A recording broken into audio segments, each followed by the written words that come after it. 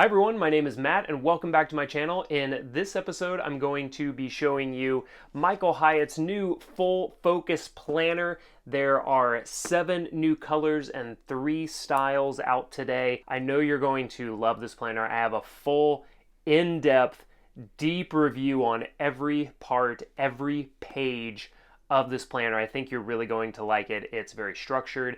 It gives you the things that you need to know about winning the day at work and in life. I love how they put together the daily pages, the weekly previews, and I love how they made space not just for the morning ritual, which we've talked about gets all the love, but also the evening ritual, a workday shutdown ritual. I think both of these are incredibly valuable and underappreciated in a very fast-paced world, especially with so many people working from home like myself. Again, the full focus planner version 4 releases today in 7 colors and 3 new styles. If you want to pick up a new one, I'd highly recommend it. Just click the link in the description below. Full disclosure, it is an affiliate link, which means I get a little cut with no additional cost to you. End disclosure. You're really going to like this planner if you want a systematized, structured, goal-centric planner to help you achieve what you want most in life. So I'm going to show you why you're going to love it right now. The Black Executive Full Focus Planner 4th edition. It has a lovely leather cover and these beautiful geometric end pages that I really like. I'm going to go through each section of this planner with you, starting at the beginning, which is a great place to start. Normal stuff: name, email, phone, year, quarter. You'll see more about that as we go through it, but you can see the tagline for it: plan your year, design your days, achieve your biggest goals. Now I will say from the beginning, this is meant to be done in quarterly format. So everything in here is designed for the quarter. So when it says plan your year, you would need 4 of these to do so. Then we have the getting started pages here. I do like, and Self-Journal was like this as well, there is a start guide and also video coaching, online guidebook, private community. So I like how they have this. I think more planners, especially structured planners like this, should have more of an online component to at least walk you through how to use it. If you didn't have me, that is an online guidebook and the community aspect, which is a very active online community for full focus. Next, I just want to give you a quick look at the contents. It's broken into 3 sections: planning, execution, and reference. I like all of these. The bulk of this is in the execution of the daily pages. The weekly preview is interspersed with those daily pages. I'll show you that as we go through it. And then quarterly previews, reviews. Starts out with a very nice quote from Michael: "To accomplish our goals, we must distill our dreams into daily actions." I love this quote, and something that I definitely pay attention to in my life, and something that I know all of us have talked about on this channel a number of times in a number of videos, that we have to take the things that we want to do in the long term, what we dream about, and distill it down into daily action. So definitely on point with what we want to be communicating and doing in this channel as well. So when you think about your annual goals, think about that at the beginning of the year, and then you can write them down in this. Now, to be honest, I haven't looked at the video coaching, so I don't know if I would write down like goal number 1 here, and then I have 3 lines for it, and it's due in, say, Q4, launch course due in Q4. So I could do that. I could add more details, but this whole first page is for your annual goals. So I would have done this. I'm not 100% sure if I'm supposed to, like if I was doing this in Q3, which this is Q3 of 2019, am I supposed to be taking what I would have put in Q1 and migrating it over here? That part is a little fuzzy to me, but I do like that it has a place right at the beginning, and not gonna rip it out. Little shout out to the old Self-Journal. This is one of the most important sections. It goes into goal details. There are 10 of these pages, and it talks about your goal summary. Write your SMART goal. It gives you a little spot to say if it's an achievement goal or a habit goal. Let me zoom in a little bit here for you. The key motivations, the next steps, and then your reward. And then down here is the streak tracker. So if it is a habit goal that you've put right here, then this is something for month 1, month 2, month 3. Again, back to that quarterly system of looking and saying, this is when I've exercised or when I've journaled or when I've read. So a few different ways to track right here. Now, when I look at these, especially these top 3 sections, these top 3 summaries right here, the goal summary to me is what I want to do. Key motivations is why it matters to me. And then the next steps is how to start and how to do it. So list the first few actions you need to reach your goal. So I really like these goal detail pages. Again, there are 10 of these that I think are really great for, again, doing for on one page being able to see for a goal what Michael's saying to accomplish our goals, to distill the dreams into daily actions. That's the beginning of this right here. So this is the goal. These are the details. Again, there are 10 of these pages. Going forward now, we have the monthly calendar. And so this could be any month that you want. So say write down October 2019 is coming up. I could write that in, add in all of the different days right here, and just fill that out. There is a part right here for major projects. I guess I should list those here, but again, that's a little vague to me as well. And I have a little note right here that I'm going to come back to in reference to big rocks, but I'm going to come back to that when I get to the referring section on page 282. But monthly calendar, pretty straightforward, self-explanatory, except for this, major projects. And again, I guess I could just write it down, but that's not a whole lot of space if it's something that is supposed to be major. So going through these, again, going back to the quarterly system, so there are 3 months right here, 1, 2, 3. Now we have the rolling quarters. And what I could do here, again, this is all about quarters. So Q4 2019, October, November, December. I could then also put down, just as a way to look forward, I could say that I'm looking at Q1 2020. And as you'd expect, January, February, March. And probably all I would do here is just make little notes, like if I know something is coming up, like maybe it's a birthday, whatever, a major project that I have due, or a launch that I have, something like that. But it's just a way to look ahead in a very big picture general way. So there are 4 pages for those, so you can look ahead, say 1 year, Q1, Q2, Q3 of 2020. Now, I really like this section. This is the daily rituals part of the planner. And the reason that I love this, and we've talked about this a lot on the channel, is that I think rituals and routines are very undervalued. A lot of energy and content for rituals and routines that exist pretty much all pay attention to the morning ritual, to the morning routine. This is pretty self-explanatory. Write down each item in your ritual, whether that is like have coffee, write, read, allotted time for it, total time, and then very similar things. So the workday startup ritual right here, same thing. Write down each item, the order that it's in, and the allotted time, total time. The ones that I want you to pay more attention to that I loved seeing in the full focus planner are the workday shutdown ritual and the evening ritual. So like I said, a lot of content, a lot of writing goes towards the morning ritual, morning routine. And I think that especially for people who say work from home or have a side hustle or anything like that, both of which are me, is that for me, shutting down the workday is really important because like my commute is just walking down the stairs. And you may think that's really great, but if I don't have like a shutdown routine, a shutdown ritual, then I keep thinking about the work that I still have left in my planner and on my brain. And then the same thing for the evening ritual. The evening ritual I have found is actually more important or just as important as the morning ritual, because if I don't have a good evening the night before and I don't go to bed at a reasonable hour, it's going to be really hard for me to consistently wake up and have a good morning routine. And if I'm not having a good morning routine, then I'm not going to feel like I can have a good night, a good evening. So both of these definitely play together. The morning routine ritual and the evening ritual. But I think especially for people who, if you're wanting to start a good morning ritual, make sure you have a good evening ritual in place first. Because if you go to bed at a reasonable hour, you wake up, you have some energy, then it's going to be a lot easier to do this morning ritual. Okay, this ideal week, this is the only spread for your ideal week. And I think it's a great concept because it's a benchmark plan to return to. So you see Monday, Tuesday, Wednesday, Thursday, all the way through. Starting at 5 a.m., going through 9 p.m.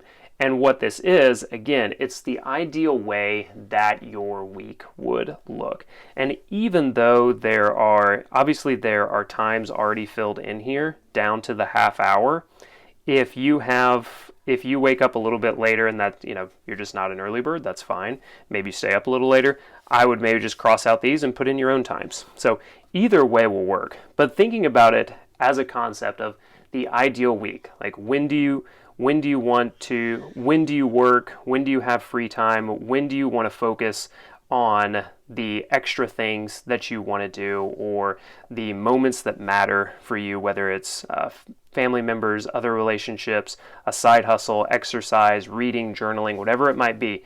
Create this ideal week, and that way, anytime for me, like if I'm stressed out or overwhelmed, this is something that I can return to. The ideal week, the thing that I want to be doing. So I'm like, gosh, what do I need to do? What should I go back to? What am I doing wrong? I just come look at this ideal week. I'm like, oh my gosh, I'm doing all these things that to me are not ideal and what I shouldn't be doing. So when you look at a daily page, it starts Monday, Tuesday, Wednesday, Thursday, Friday, so on and so forth. And what I like right here is that from the beginning, first thing, the daily big 3. List your 3 most important tasks. So I could write those down right here, 1, 2, 3. And I'm focusing on these because what John and Michael and Megan and Marissa were telling me at the office is that this is the proven number of tasks that most people, the ideal number of doable tasks in a day, in terms of big, important, move you forward in the goals that you have. Now, it still has space right here for stuff you got to do, so other tasks. But once you know like what those 3 important tasks are, put those down here. If you have other ones, see if you can put them in other tasks, or you could move one over. Just, go ahead and migrate it right away over to Tuesday or to that next day. So we have our daily big 3 tasks, the other tasks, the stuff you got to do, and then a daily agenda, so 5 through 9 basically. So look at, be like 5 up here, and then 8 finishing would take you to 9 right here. Note also, let me zoom in here for you, that there are a couple of keys similar to bullet journaling or any other planner of like done, check mark for done, / for waiting for, circle for delegate, defer, delete. And then over here to do, delegate, important, question. Like, do I need to work with someone else on this? On the daily pages, there is also an entire page for notes. I think that's a lot of space for notes, and I don't know personally if I would use it all, and that's something that I would stress out about or like feel bad about is not using all the space for notes. But it is something that I really like. And you can see, you may not be able to see it, but there's a little like clock icon here. And so if I was like in a meeting or something, it could be like say 9:30 talking about churn. And I could have my notes in here. So it is something that I could keep everything that I need for a day just in the full focus planner. So this is the daily page. Again, daily big 3, other tasks, daily agenda, and then the notes. Oh, one other thing. Let me show this to you. You got to zoom in a little bit. Right here, and I do like this, circles for checking off your rituals. So morning ritual, workday startup, shutdown, and then evening. So if I did the morning ritual and then workday startup, but then I failed to do shutdown and evening, that's something that I could come back and pay attention to. So this is the daily page. We go through all this, again, Monday through Saturday into Sunday. Now we have the weekly preview. And so what I like about this, and I think this is very underutilized for a lot of people when it comes to planning productivity, is reviewing the week in the past and previewing the week in the future. To me, the best time to do this is probably going to be either Friday at the end of the day as a part of your work week shutdown, or Sunday evening. A lot of people do it on Monday morning, and occasionally I will do that as well, but I do find that Monday has enough problems of its own for me to try and think back over the weekend to like what happened in the past week and going through these steps. So my biggest wins, list 3 to 5 major accomplishments, after action review, refer to my last weekly big 3. I really like this, like how far did you get on each of these 3 things, all the way down to completion percentage, which is totally subjective, but a good and okay thing to include. And then it's looking at it and saying like, okay, and we've talked about this in our own weekly review videos in the past. So what worked, what didn't, what will you keep, improve, start, or stop doing? So all of these are really good questions to think about when you're going through the weekly review, looking at the upcoming week as a preview. Step 3 is to do a list sweep. So look at your tasks from the past week and think about like which are deferred, which are delegated. I would also add in like deleted in here. So maybe you just don't move them over if they would be deleted. But add any big 3 or other tasks you didn't complete. Add unassigned tasks that may have come up in the notes. And then same thing with the notes, add any assignments or action items to your task manager. Now the task manager is just looking at it from a Monday, these tasks right here. One thing that I would say is as you're going through and deferring or delegating, even with the daily notes, adding assignments to the next week, I would try and avoid, like really think about your prioritization and what you want to do on Monday and see if you can just defer, even go ahead and defer out to Tuesday or Wednesday. And be pretty ruthless with especially deferring. Think about where you can delegate and how important that thing is if you didn't get to it all week. All right, step 4 is the weekly overview. Upcoming, list important events, deadlines, and tasks in the coming week. Can use the weekly page. It's a solid at a glance page right here on the next, just for Monday through Saturday, Sunday. Then step 5, what are the 3 objectives to advance your goals and projects this week? This should inform the daily big 3.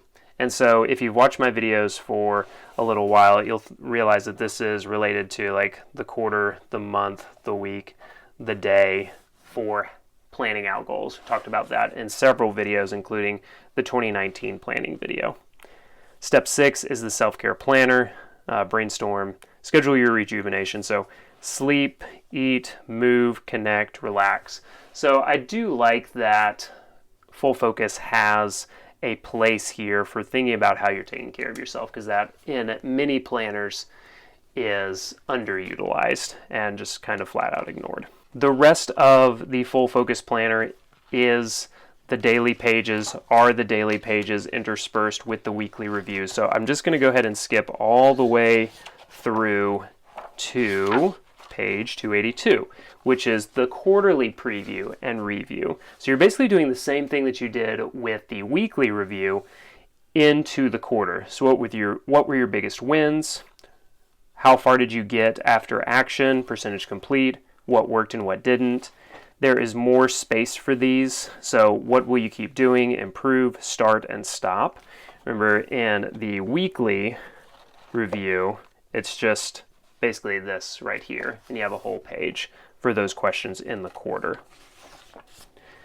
Then continuing to go through, life plan review, and there's some details on that right here, and then annual goal review. So going back to the annual goals, again, if you're stringing several of these Full Focus planners together, then you'd have a continual list of your annual goals. And then I do like this right here. In your new planner, indicate which goals will get your quarterly focus. Limit yourself to 2 to 3 per quarter. I really like this because oftentimes, myself included, we tend to overcommit. Monthly calendar review. This was one of the things that I was kind of confused by. It says schedule next quarter's big rocks. There's not, I totally missed that on the first look at the month. And if we go all the way back to the monthly calendar, this is where I was like, I don't see anything for the big rocks, and maybe that's the major projects right here, and maybe I'm just supposed to put them in. This was something that was a little vague to me. Write in the following items focusing on the big rocks. Then if you want, do the same for the rolling quarters. But then ideal week review, going back to it, tweak your ideal week based on your experience from the past quarter, daily rituals, and then new daily pages. So that is the bulk of the Full Focus Planner. And then there are just more pages for notes. There's some, not dot grid, but more like square grid for sketches. Handful of pages for that, not many. The index at the back of Full Focus. Additional resources, so plan your life, scale your business, all these things. And then to these end pages. And bonus, a nice little envelope, expandable envelope right here. Now that we've been through the entire Full Focus Planner, I want to just show you the other styles and colors that they have in the new release. So like I said at the beginning, 7 colors overall. There is the executive in black leather, the oatmeal and navy blue. I hope I'm get the color right on these two classic editions. The same planner on the inside, so don't worry about anything like that. Internally, everything is the same. You can see it didn't have the same end pages as the executive, and it doesn't have the leather cover. These 4 beautiful Full Focus planners comprise the Bold collection designed by Michael Hyatt Miller, who is the COO of Michael Hyatt and Company. And again, everything is the same internally, except for the end pages. And I'll go through and I'll show you those one by one. In terms of colors, there's the olive, poppy, eggplant, and French blue. So let me open these up one by one and just show you the end pages. They are really beautiful and still have the band on the outside, but really cool, like beautiful end pages. Probably the best looking ones that I've seen for a planner like this. So if you want your planner to pop a little bit more, definitely consider the Bold line. You can also see that it has a 2-tone print, so a gold headings and bold sections in the planner. But that's the main difference for all of these in the Bold line. This is the eggplant color, then the poppy, and finally the olive right here. But all together, this is what you're seeing. They just came out today, the brand new styles and lines for the Full Focus Planner. Full Focus Planner is one of my favorites when it comes to structured goal-focused journals because it gives you very clear steps along the path of the goals that you want to achieve. So it's a great guide. There was a lot of thought and a lot of care and a lot of iteration that has gone into this planner over the last few years. So if you're interested, definitely recommend you pulling the trigger and trying this out for the last few months of 2019 going into 2020. See if it can be the boost that you need to reach the goals that you have going into the new year. And again, there is a link right in the description of the video below, and it is an affiliate link, but just to give you a heads up on that. If you have any questions about the Full Focus Planner, if you want to know anything about it that I didn't cover in this massive review, please go ahead and drop your questions in the comments below. And be on the lookout next week. I'm going to be sharing an interview with John Meese from the Michael Hyatt team. We talk more about the intention and the work that went into creating the Full Focus Planner, and we also dive into working offline, analog productivity tips, and also like how it impacts the relationships that we have, our families, and everything that we do in work in a very quickly changing environment. So be on the lookout for that. John's a good friend of mine, and I would love to share it with you. So thanks so much for watching, and I'll see you in the next video.